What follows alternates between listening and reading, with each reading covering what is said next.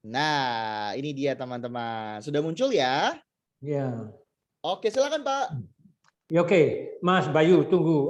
Sebelum saya mulai, saya ingin Anda merubah satu saja, satu hal. Don't call me Bapak, call me Mas. Oh iya, oke baik. Kita panggilnya Karena Mas Tamam. iya, karena anak saya aja di panggung panggil saya Mas, nggak pernah panggil Bapak. Oke, saya suka banget nih semangatnya ya. Harus selalu semangat Oke, muda ya Mas Tamam ya. oke, Aduh. Siap Mas Tamam, laksanakan. oke, terima kasih. Oke, Oke. begini, saya akan bacakan dulu karena saya menulis juga ya beberapa poin-poin yang kebetulan mungkin nanti akan ketemu dengan pertanyaan-pertanyaan Anda itu. Dan saya sendiri tidak terlalu pinter, tidak terlalu jago ngomong. Makanya pertama saya akan bicarakan secara ini Pak, secara letter luck dulu. Mengenal performing right dan hubungannya dengan dunia marching band. Tamam Hussein. Oke. Sekarang yang disebut performing right itu apa? Itu saya akan memberi keterangan dulu. Yang disebut dengan performing right atau hak menampilkan itu adalah hak eksklusif yang dimiliki oleh musisi atau penyanyi dalam kurung hak terkait. Nah, nanti saya sampaikan hak terkait itu apa. Atau hak pencipta atas karya cipta mereka yang nyata dalam medium rekam seperti kaset, vinil, CD, atau bentuk digital lainnya di masa depan. Hal ini diatur oleh Undang-Undang Nomor 28 2014 tentang hak cipta. Nah, jadi hak eksklusif yang dimiliki sebetulnya bukan hanya musisi.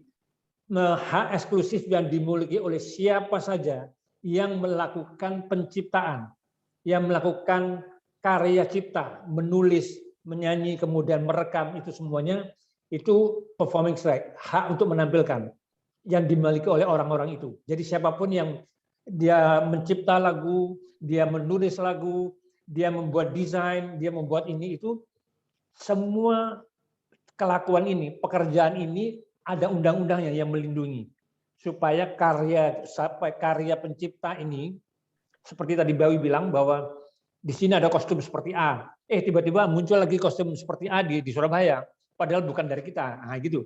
Itu ada ininya, ada setiap karya cipta itu ada undang-undangnya, ada perlindungannya. Itu mengenai performing right. Kemudian copyright atau hak cipta adalah hak eksklusif dari pencipta atau pemegang hak cipta untuk mengatur, mengumumkan, dan memperbanyak hasil ciptaannya. Karena sifatnya ini eksklusif, maka tidak ada orang lain yang memiliki dan boleh menggandakan atau mendistribusikan atau menjual tanpa izin kepada si pemegang hak. Nah, jadi tanpa izin dari yang pemegang hak ini. Nah, itu yang disebut copyright, hak cipta. Makanya tadi itu saya susun dua. Jadi pertama, performing right itu apa? Performing right itu adalah hak eksklusif yang dimiliki oleh pencipta.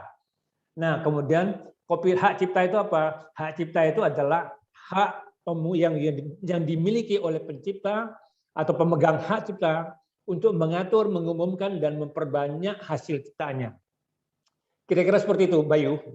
Jadi kalau nanti nggak tahu saya apakah ini kita akan melaju terus atau membuka tanya jawab di setiap sesi atau di belakang nanti bagaimana?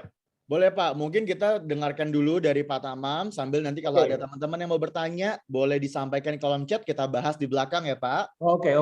Mas Tamam, maaf maksud Yes, saya Mas. Mas Tamam. Oke, next. Lanjut. Mengapa harus ada, saya sebut tadi ada Undang-Undang Nomor 28 tentang hak cipta tahun 2014. Karena gini, saya masih ingat Indonesia itu pernah dituntut oleh dunia dulu. Ada musisi yang namanya Bob Geldof.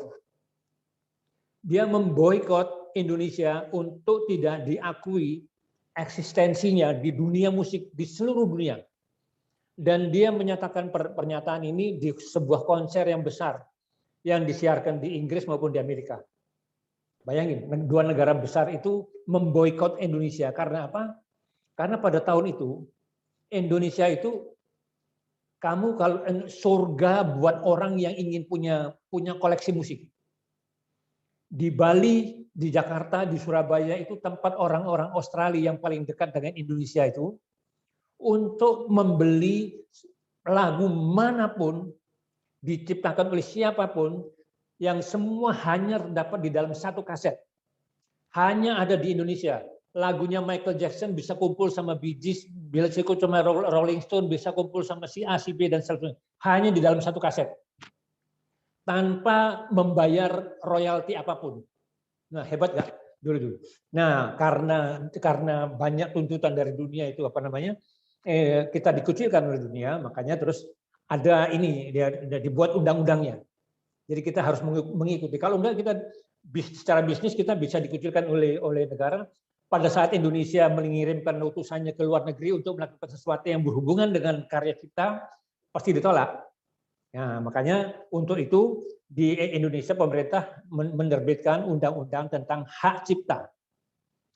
Nah, kenapa? Hak cipta merupakan kekayaan intelektual yang mempunyai peranan strategis dalam mendukung pembangunan bangsa. Nomor 2, perlunya peningkatan perlindungan dan jaminan kepastian hukum bagi para pencipta, pemegang hak cipta, dan pemilik hak terkait atas perkembangan ilmu pengetahuan, teknologi, seni, dan sastra yang demikian cepat dan pesat. Nomor 3, diperlukan implementasi dalam hukum nasional atas hukum internasional di bidang hak cipta.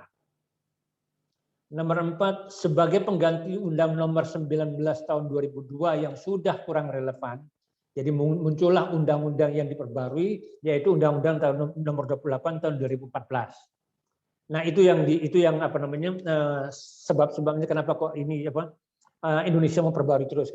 Oke, next. Nah, terus sekarang di sini ada hak cipta, ada hak terkait.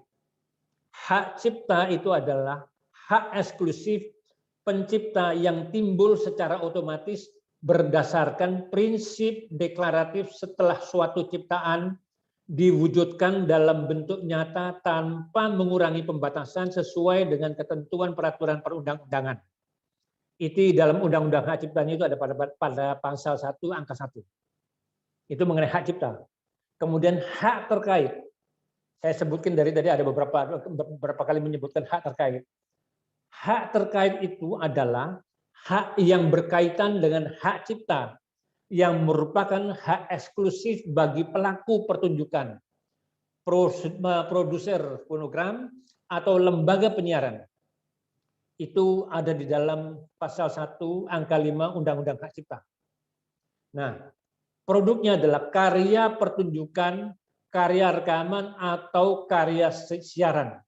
Nah, orang-orang yang bukan pencipta, tapi berhubungan dengan pencipta itu, mereka dilindungi dengan pasal-pasal ini, hak terkait. Jadi orang manusia atau apapun itu yang terkait dengan urusan dengan hak cipta. Hai, kira-kira seperti itu. Next. Lanjutnya, oke. Nah, hak moral dan hak ekonomi. Nah, ini kita masih bicara mengenai undang-undangnya ya. Hak moral ada pada pasal 5 Undang-Undang Hak Cipta. Merupakan hak yang melekat secara abadi pada diri pencipta untuk tetap mencantumkan atau tidak mencantumkan namanya pada salinan sehubungan dengan pemakaian ciptaannya untuk umum. Itu A. B. Menggunakan nama aliasnya atau nama samaran. Kemudian C. Mengubah ciptaannya sesuai dengan kepatutan dalam masyarakat. D. Mengubah judul dan anak judul ciptaan. Dan E.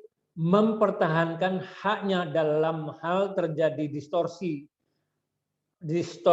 ciptaan, mutilasi ciptaan, modifikasi ciptaan, atau hal-hal yang bersifat merugikan kehormatan diri dan reputasinya. Oke, Kemudian masih apa namanya? Masih hak yang melekat pada pencipta. Berikutnya adalah hak moral ini tidak dapat dialihkan selama pencipta itu hidup. Nah, kemudian berikutnya pengalihan pelaksanaan hak moral harus dilakukan secara tertulis. Oke, itu hak moral dari pencipta ya. Kemudian hak ekonominya diatur dalam pasal 8 dan 9 Undang-Undang Hak Cipta. Hak ekonomi merupakan hak eksklusif pencipta atau pemegang hak cipta untuk mendapatkan manfaat ekonomi atas ciptaannya. Pencipta atau pemegang hak cipta memiliki hak ekonomi untuk melakukan nomor 1, A. Penerbitan ciptaan. Kemudian B. Penggandaan ciptaan dalam segala bentuknya. 3. Penterjemahan ciptaan. 4 atau D. Pengadaptasian, pengaransemenan, atau pentransformasian ciptaan. E. Pendistribusian ciptaan atau salinannya. F. Pertunjukan ciptaan. G. Pengumuman ciptaan. H. Komunikasi ciptaan. Dan yang terakhir, penyewaan ciptaan. Nah, masih berhubungan dengan hak ekonomi. Setiap orang yang melaksanakan hak ekonomi wajib mendapatkan izin dari pencipta atau pemegang hak cipta. Dilarang melakukan penggandaan atau penggunaan secara komersial ciptaan tanpa izin pencipta atau pemegang hak cipta. Gini, yang dimaksud dengan pemegang hak cipta itu seperti gini. Misalnya saya yang mencipta lagu. Kemudian saya minta tolong Bayu, kamu tolong ini kamu beri kuasa untuk mengurus saya punya lagu. Nah, si Bayu ini menjadi pemegang hak cipta atas karya saya. Ya, jadi itu yang dimaksudkan di situ pemegang hak cipta seperti itu. Ayo next berikutnya. Boleh berikutnya Bayu. Nah, ini dia. Mengapa dunia marching band perlu juga mengenal hal ini? Ada pertanyaan, ya, emang yang perlu sih marching band ini harus mengetahui soal hak cipta segala macam. Saya bilang iya. Dunia marching band ini perlu mengetahui aturan tata cara memakai karya cipta orang. Karena apa? Karena musik dalam dunia marching band itu adalah 60% dari kegiatan bermarching band. 40%-nya itu adalah kegiatan lain. Fisik, baris berbaris, dan semua yang lain selain musik. Itu 40%-nya. Tapi 60% dari kegiatan ini akan menyangkut bersinggungan dengan karya orang. Karya cipta orang. Jadi di sini disebutkan, saya menulisnya bahwa dunia marching band perlu mengetahui aturan tata cara memakai karya cipta orang karena musik dalam marching band itu adalah 60% dari kegiatan marching band beraktivitas. Baik itu untuk kepentingan komersial maupun non komersial. Nah, hal berikutnya mengapa dunia marching band masih tetap harus mengenal ini adalah setiap karya cipta itu seharusnya sudah terdaftar di lembaga-lembaga yang mengatur perlindungan karya cipta. Kalau di Indonesia ada KCI, ada WAMI, ada RAI, ada dan lain-lain. Jadi seharusnya lagu-lagu itu sudah didaftarkan di sini, di beberapa lembaga ini. Jadi karena sudah didaftarkan, berarti lagu itu dilindungi oleh undang-undang. Oke. Kemudian yang berikutnya lagi, inti dari pengaturan ini adalah menjaga dan menghargai karya cipta para pencipta baik di level nasional maupun internasional. Jadi kami memberikan rambu-rambu untuk menjaga para pencipta dengan karya ciptanya ini, dengan undang-undang hak cipta ini. Yang berikut, memberitahu, minta izin, membayar royalti kepada adalah hal-hal yang akan selalu sangkut paut dengan urusan karya cipta orang. Nah ini, memberitahu. Nomor 2, minta izin. Nomor 3, membayar royalti. Itu 3 poin ini yang akan selalu bersinggungan pada saat kita mulai mempergunakan karya cipta orang. Itu sebabnya harus dibuat undang-undangnya. Oke, next. Berikutnya, Bayu. Oke. Di dunia marching band, para pelatih atau arranger bisa membuat aransemen yang terdiri dari beberapa lagu. Apakah harus minta izin? Iya. Jawabannya iya. Pada dasarnya, setiap kita mau memakai karya cipta apapun dan milik siapapun, harus minta izin kepada pencipta atau kepada pemegang hak cipta. Terus berikutnya, pemakaian karya cipta yang tidak diperlukan izin untuk dipakai adalah karya cipta yang sudah diaransir oleh pihak yang ditunjuk oleh pencipta atau pemegang hak cipta, dan aransemen tersebut dijual untuk umum. Nah, kalau kalian memainkan karya itu, kalian tidak perlu minta izin. Ya. Berikutnya, membeli aransemen yang sudah jadi pun selalu ada aturan main yang ditulis dan disepakati oleh yang membeli maupun yang menjual. Kalau saya membeli karya Bayu, misalnya, atau karya Tony atau karya siapapun, dengan segala persyaratannya, belum tentu saya boleh menjual aransemen ini kepada orang lain. Tergantung bagaimana saya membuat perjanjian dengan pihak pencipta ini. Ini yang dimaksudkan keterangan ini. Oke? Berikutnya, pada kasus yang bukan membeli seperti tercantum di atas, setiap pemakaian karya cipta lagu yang panjangnya lebih dari 8 bar dan harus minta izin pemakaiannya. Kalau tidak minta izin pemakaiannya, pemiliknya, maka pencipta atau lembaga yang diberi kuasa oleh pencipta ini bisa menimbulkan masalah dengan tuduhan plagiat. Artinya menjiplak tanpa izin. Dan itu ada undang-undangnya yang mengatur ini. Jadi sekarang kita tidak boleh lagi semaunya ambil lagu si A, kemudian kita pakai, kemudian aransemennya dipakai, segala macamnya, hal-hal seperti itu sudah tidak boleh lagi, tidak semudah itu lagi. Kalau dulu kan sebelum ada undang-undang ini, saya ingat sekali, kalau saya bikin aransemen atau Abang Elva bikin aransemen atau Yasin Jamin bikin aransemen atau si A, si V bikin aransemen di Jakarta. Pada saat dilombakan, jebret, tiba-tiba dapat sebulan kemudian sudah dipakai orang unit dari mana-mana, dari luar daerah, tanpa seizin yang punya aransemen. Dulu masih belum ada yang komplain dan tidak punya kekuasaan dan tidak punya dasar hukum untuk menuntut itu. Nah, sekarang sudah diatur sekarang. Supaya apa? Supaya karya-karya cipta itu dihargai dan dihormati. Gitu ya. Hai, next nomor berikutnya.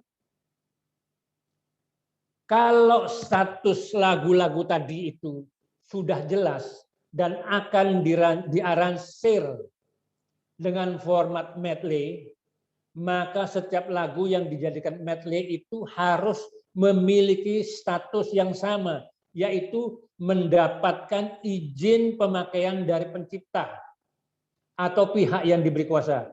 Sebanyak berapapun lagu yang akan dipakai untuk medley itu, sebanyak itu juga setiap lagunya harus berstatus sudah diizinkan. Jadi kalau kalian misalnya mau main lagu Burung Kakak Tua, satu, di medley dengan lagu Burung Kutilang, di medley dengan lagu Burung ini, kemudian di medley dengan lagu Paris Barantai. Nah, yang 4 ini sudah dapat izin dari yang punya. Tapi lagu Paris Barantai tidak. Nah, tidak boleh. Jangan pernah melakukan itu. Karena nanti yang terjadi itu kalian mempergunakan karya cipta orang tanpa izin. Ada undang-undangnya lagi. Oke?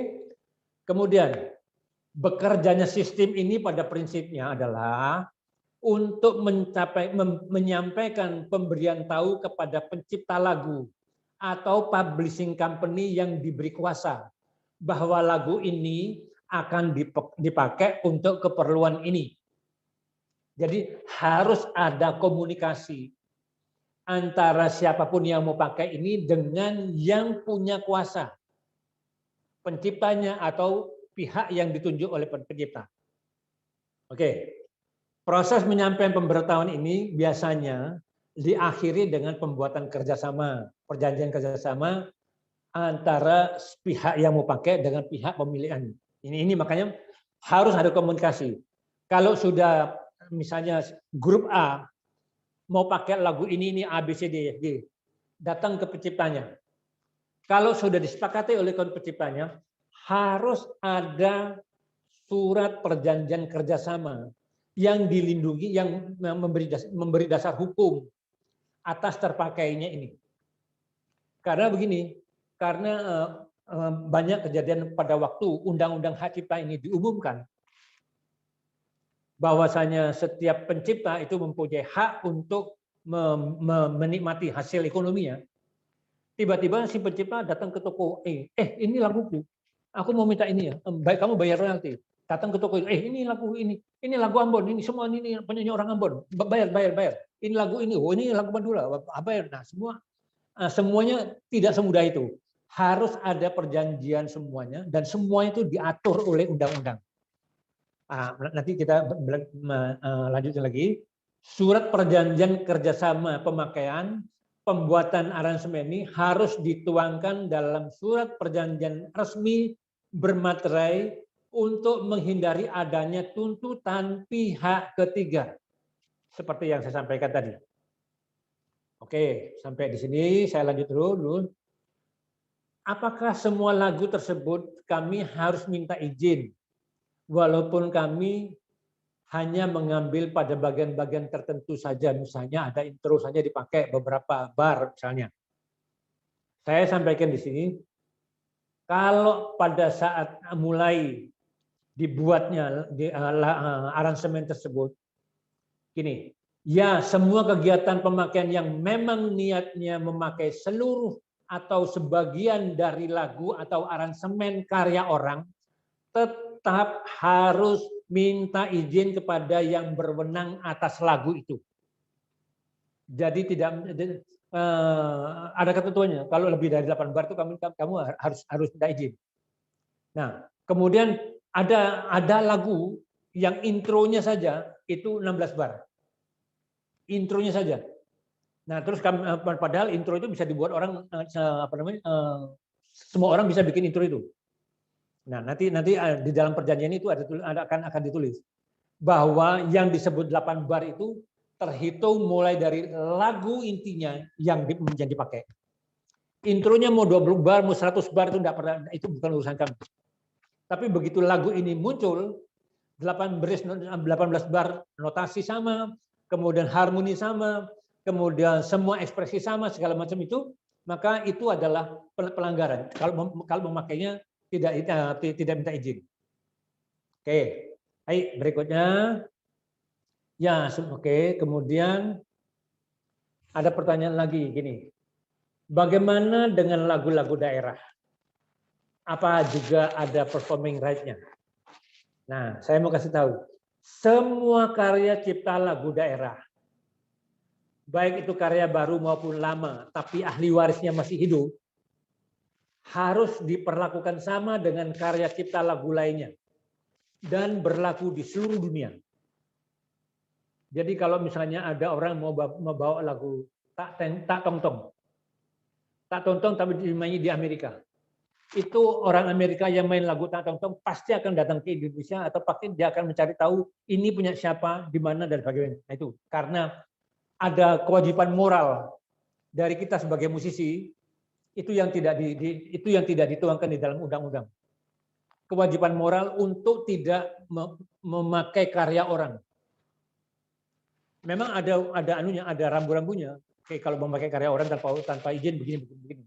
Tapi kalau misalnya orang itu pergi dibawa ke Malaysia, nah seperti yang banyak kejadian, banyak karya-karya orang Indonesia dibawa ke Malaysia, kemudian diakui oleh orang Malaysia sebagai karya mereka. pada kenyataannya setelah ditelusuri ternyata yang melakukan itu adalah orang Indonesia yang pindah ke Malaysia. Jadi bahwasannya dia itu ada di Malaysia dan kemudian pindah warga negara jadi warga negara Malaysia itu tidak berarti bahwa karyanya itu karya Indonesia, tapi karyanya orang Indonesia yang ada di sana yang kemudian menjadi Malaysia. Nah, ini sering diputarbalikkan. Nanti kita lanjutin lagi. Hai, kemudian bagaimana dengan lagu-lagu daerah? Nah, oke, ini tadi ya. Semua karya cipta lagu daerah, saya bilang tadi, dilakukan berlaku untuk seluruh dunia. Kemudian karya cipta lagu yang bisa dipakai tanpa minta izin siapa-siapa adalah karya cipta. Ini tolong didengarkan di sini. Karya cipta lagu yang bisa dipakai tanpa minta izin siapa-siapa adalah karya cipta yang sudah berumur lebih dari 50 tahun terhitung dari tanggal meninggalnya si pencipta dan tidak punya ahli waris. Maka status karya cipta tersebut sudah menjadi milik umum, disebut public domain. Artinya apa? Artinya karya cipta itu tidak dilindungi oleh undang-undang lagi. Jadi undang-undang hak cipta tidak mengakomodasi lagu-lagu yang statusnya seperti ini. Kalau saya mencipta lagu, kemudian saya meninggal, ini selama ahli waris saya ini masih ada dalam jangkauan 50 tahun ini, bahkan kalau masih ahli warisnya masih ada dan mempertahankan ini sampai lebih dari 50 tahun masih berlaku. Tapi kalau sudah tidak ada yang biasanya kalau lagu itu sudah lama sekalian. Nah, itu kalau sudah di atas 50 tahun terhitung dari tanggal meninggalnya pencipta dan tidak ada ahli warisnya, nah maka yang terjadi adalah bahwa ini tidak dilindungi lagi oleh hukum. Seperti Bengawan Solo. Bengawan Solo itu mungkin belum sampai 50 tahun, tapi ada ahli warisnya. Sehingga Jepang pemerintah Jepang itu mempunyai tanggung jawab moral karena lagu Bengawan Solo itu sangat terkenal di Jepang. Dan mereka dengan tulus datang ke Indonesia menyerahkan ini kepada Gesang dan keluarganya dan ahli warisnya. Oke, berikut. Masa berlaku jangka waktu perlindungan. Ini pasal 57 sampai 63 dari Undang-Undang Hak Cipta. Nah, ini. Kalau nomor 1, kalau ciptaan seumur hidup pencipta plus 70 tahun. 50 tahun apabila pemilik adalah hak badan hukum. Jadi yang punya cipta ini dimiliki oleh badan hukum, maka kepemilikannya itu 50 tahun. Kemudian nomor 2, ciptaan dalam program komputer. 50 tahun terhitung sejak pertama kali dipublikasikan. Itu perlindungannya seperti itu. Nomor 3, pelaku pertunjukan. Hak cipta masa berlaku perlindungan untuk pelaku pertunjukan 50 tahun sejak pertama kali dipertunjukkan. Nomor 4, produser rekaman. 50 tahun sejak ciptaan ini difiksasikan, artinya dipastikan. Nomor 5, lembaga penyiaran. 20 tahun sejak pertama kali disiarkan. Ini masa berlaku waktu perlindungannya yang diakomodir oleh Undang-Undang Pasal 57 sampai 63 dari Undang-Undang Hak Cipta. Hey, next. Kalau pelatih telah membuat aransemen karya orang lain atau musisi tertentu, apakah kami boleh menjual aransemen lagu tersebut ke unit marching band yang ada? Kami harus minta izin juga nggak? Nah, di situ di bawahnya saya jawab, penjualan aransemen ini harus disepakati oleh penguasa karya cipta lagu, dalam hal ini penciptanya atau publishing yang diberi kuasa. Membuat aransemen karya cipta orang harus dijelaskan maksud dan tujuan membuat aransemen itu. Untuk apa? Karena untuk hal ini banyak pihak yang merasa terkait terhadap karya cipta tersebut. Yang saya sebutkan karya cipta tersebut adalah begini. Di dalam sebuah karya cipta itu ada penulis lagu, ada penulis lirik, ada penulis aransemen, ada pemain yang akan menampilkan ini. Jadi banyak sekali orang-orang yang terlibat dari sebuah karya cipta. Makanya itu harus dijelaskan kepentingannya untuk apa. Di situ saya tuliskan, dalam rangka mensukseskan sistem pemakaian karya cipta ini, maka semua pihak diminta untuk betul-betul menghargai upaya dari pencipta dan semua instrumen yang mendukung perlindungan sistem yang harus dipatuhi ini. Jadi maksudnya di sini adalah menghargai upaya dari pencipta ini.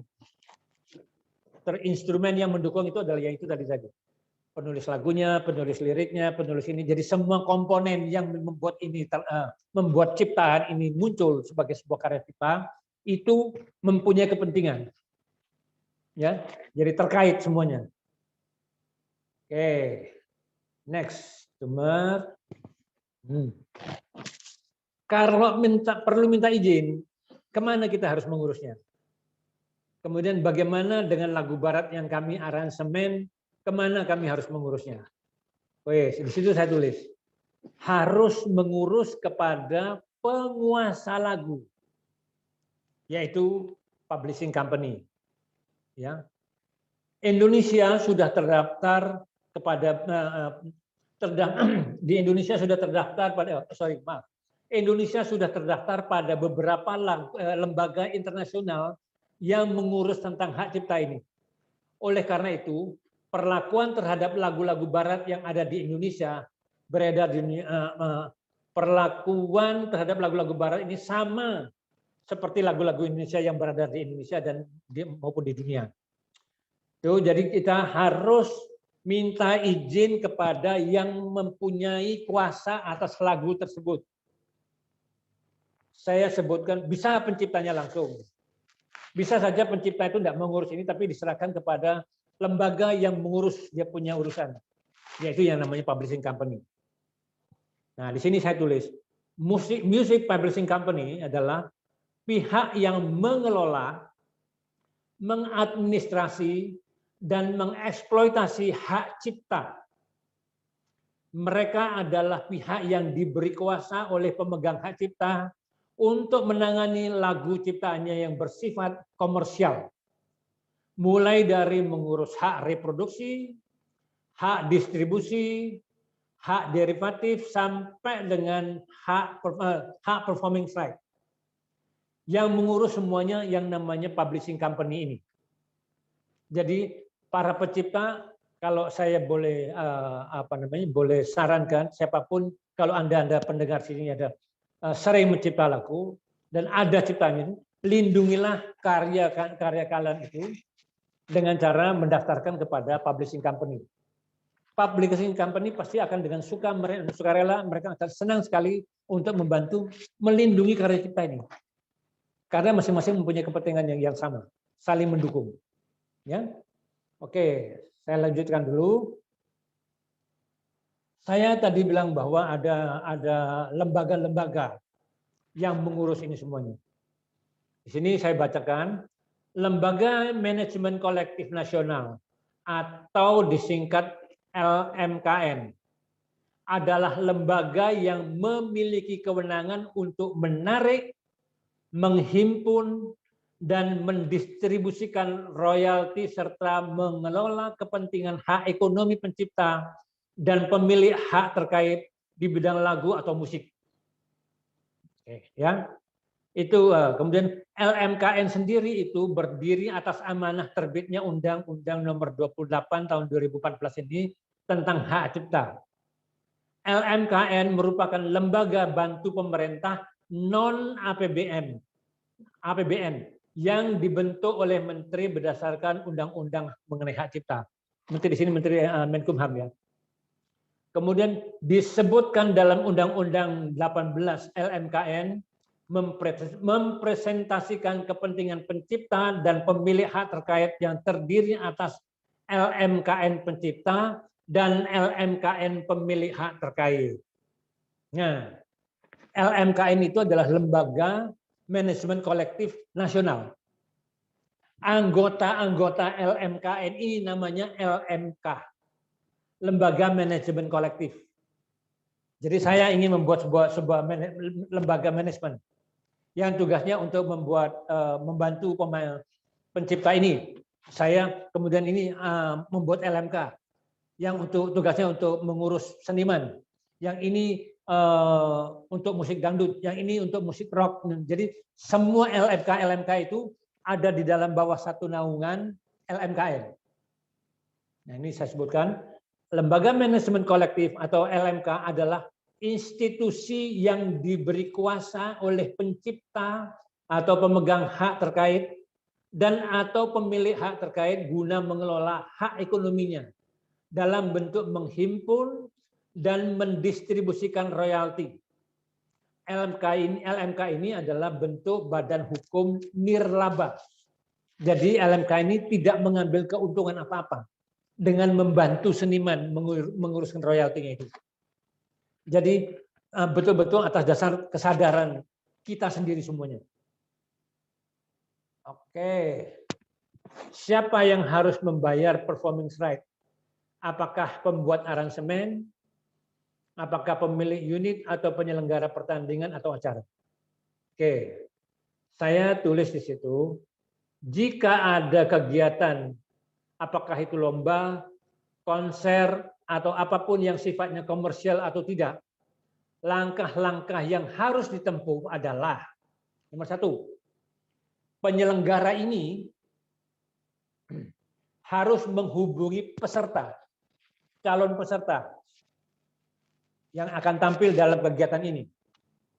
Kemudian penyelenggara ini minta daftar lagu dan nama pencipta lagu yang akan ditampilkan oleh grup ini pada lomba tadi.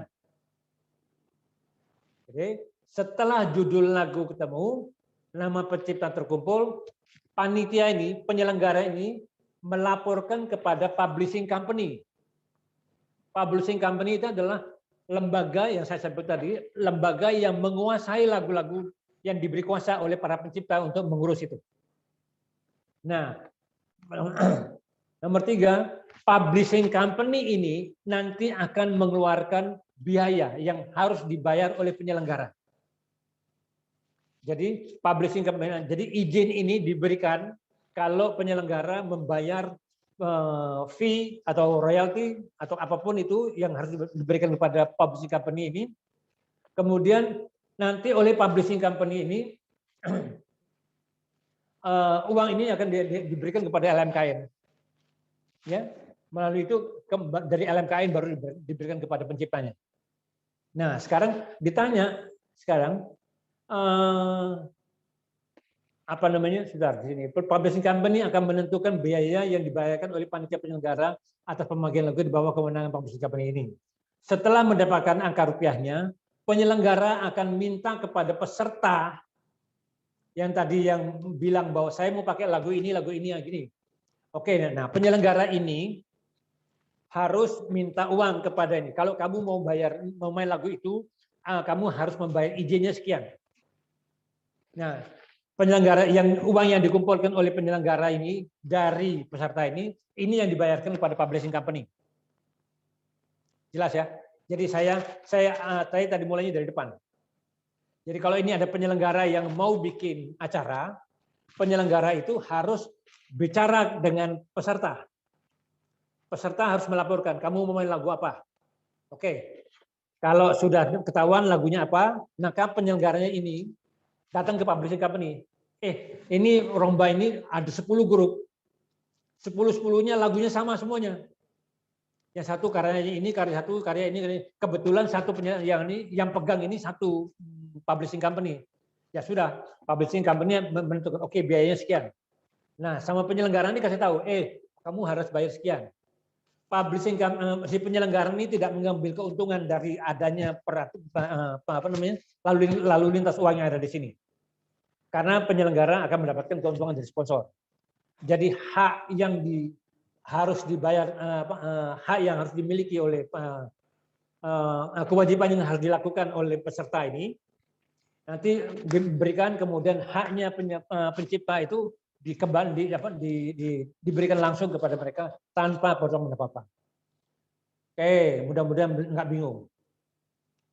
Nah, di sini penyelesaian sengketa pelanggaran hak cipta dan hak terkait itu diatur pada pasal 95 sampai 109 Undang-Undang Hak Cipta. Ini banyak ini, saya bacakan saja ya. Penyelesaian sengketa hak cipta dapat dilakukan melalui alternatif penyelesaian sengketa arbitrase atau pengadilan. Pengadilan yang berwenang atas perkara adalah pengadilan niaga. Berikutnya, selain pelanggaran hak cipta dan atau hak terkait dalam bentuk pembajakan, sepanjang para pihak bersengketa diketahui keberadaannya dan atau berada di wilayah Negara Kesatuan Republik Indonesia, harus menempuh terlebih dahulu penyelesaian sengketa melalui mediasi sebelum melakukan tuntutan pidana. Berikutnya, pencipta, pemegang hak cipta atau pemilik hak terkait berhak mengajukan gugatan ganti rugi berupa permintaan untuk menyerahkan seluruh atau sebagian penghasilan yang diperoleh dari penyelenggara ceramah, pertemuan ilmiah, pertunjukan atau pameran karya yang merupakan hasil pelanggaran hak cipta atas produk dari hak terkait. Berikutnya, upaya hukum yang dapat diajukan atas putusan pengadilan niaga terhadap sengketa hak cipta ini hanya upaya hukum kasasi.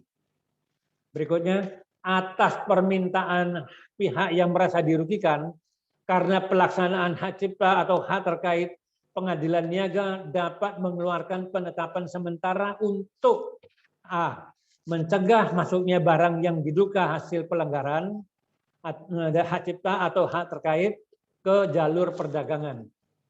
Kemudian menarik dari peredaran dan menyita serta menyimpan sebagai alat bukti yang berkaitan dengan pelanggaran hak cipta atau hak terkait tersebut. C. Mengamankan barang bukti yang mencegah penghilangan atau oleh pelanggar dan atau menghentikan pelanggaran guna mencegah kerugian yang lebih besar.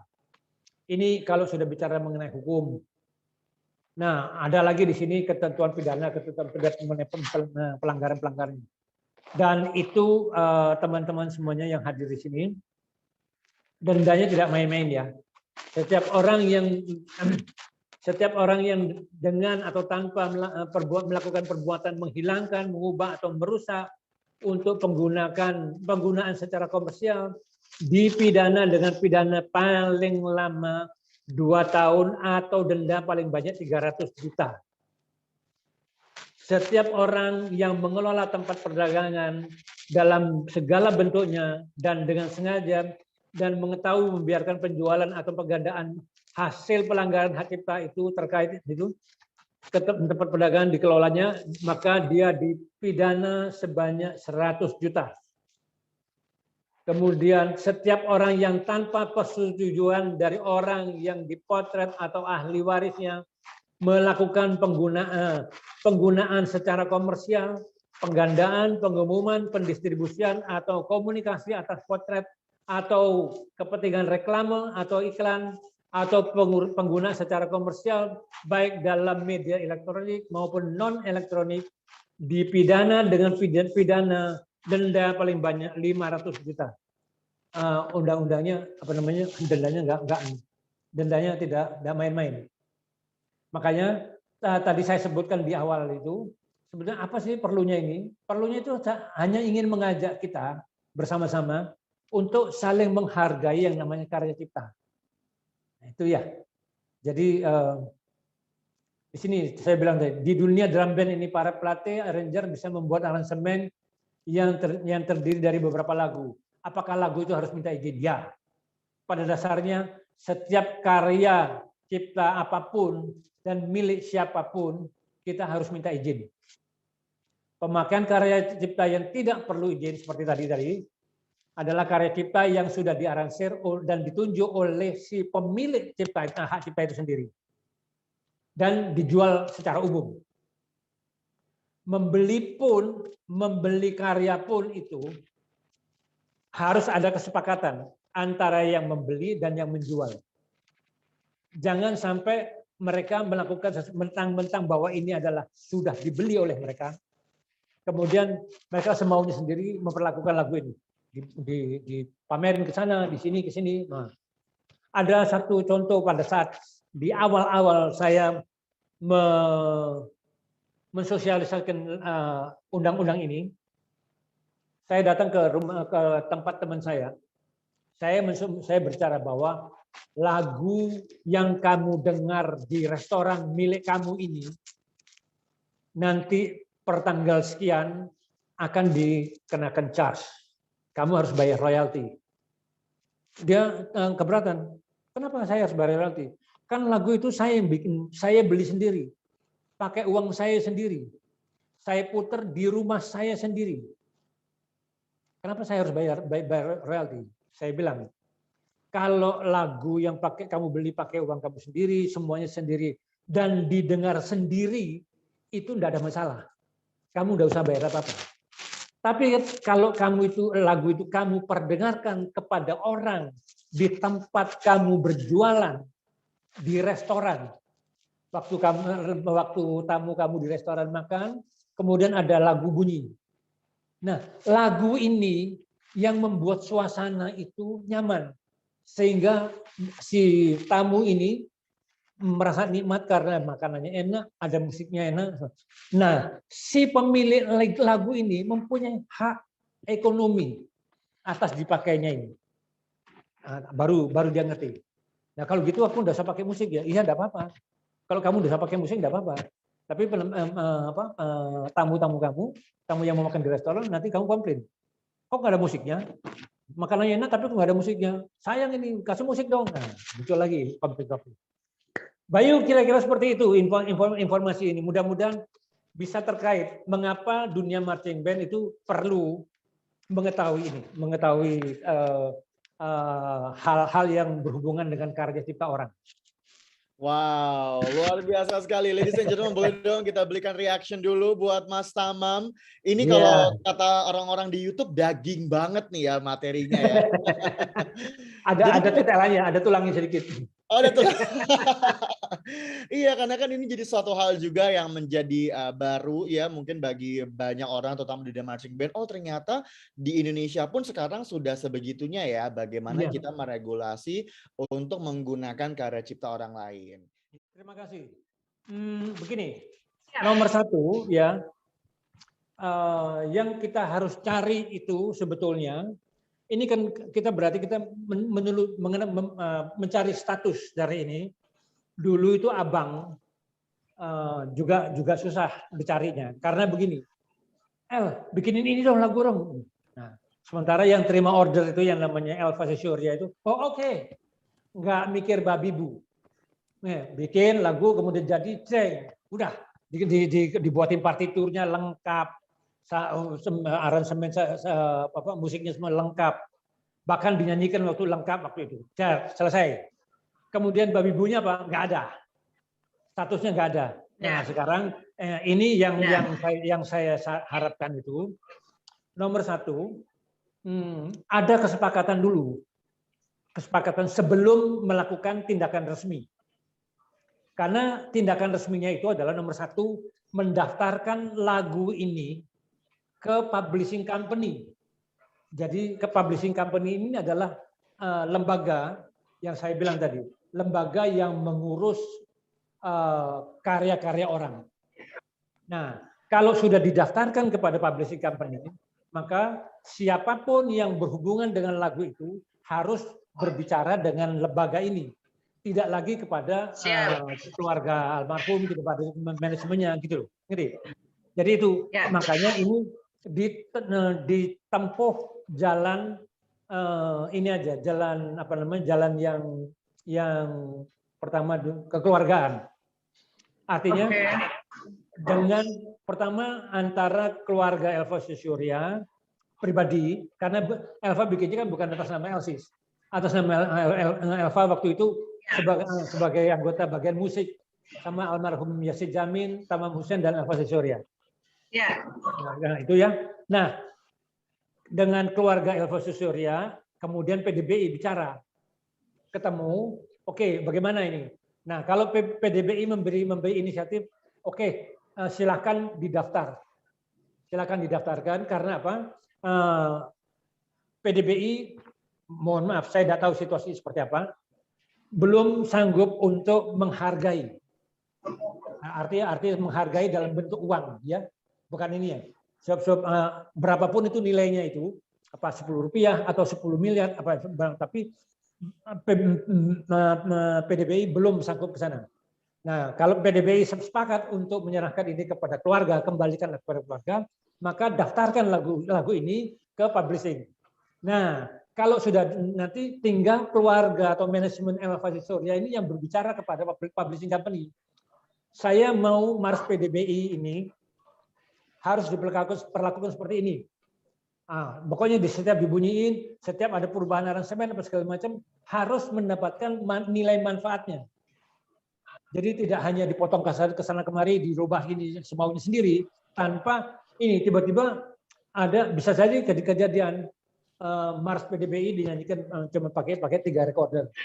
3 recorder sama 10 marching percussion gitu. Bisa seperti itu. Jadi tidak ditampilkan dalam bentuk yang proporsional.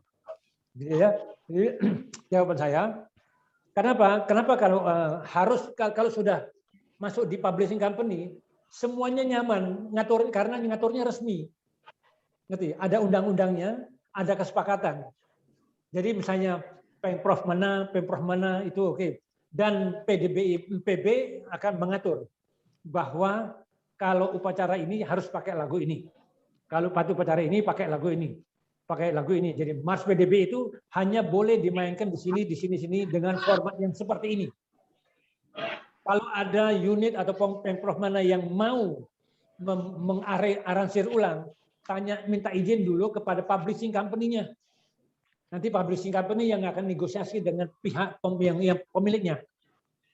Nah, gitu ya. Jadi sudah tidak ada sungkan-sungkanan lagi di sini. Yang ada institusi ketemu institusi.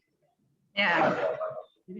Nanti yang bicara bukan Pak Muri, bukan Pak Ketum, Pak Joko, bukan Pak Pak Andi atau bukan, tapi PDBI. Nah, gitu ya. Nah, kalau sudah PDBI kan sudah apa namanya? Mau PD, mau PB, mau apa segala macam itu sudah sudah resmi. Terjawab nggak kira-kira? Jadi tentukan dulu statusnya, bikin kesepakatan antara PB dengan ahli warisnya. Kalau sudah itu bikin kesepakatan dengan publishing company. Kira-kira seperti itu. Mudah-mudahan terjawab. Sama Mas, sorry, boleh nambah nggak sedikit? Bukan nambah sih, berkaitan dengan ini.